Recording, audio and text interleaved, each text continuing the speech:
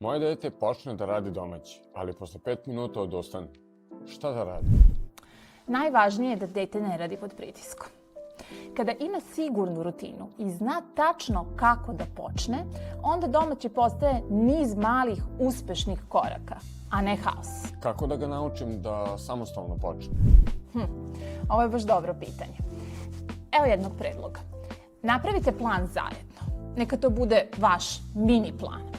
Učenje 15 minuta i onda pauza 5 minuta. Pa opet učenje 15 minuta. I kada dete vidi u stvari da može samo, onda stiče poverenje u sebe i nema potrebe više da ga vi podsjećate. A koliko vremena treba da se to nauči?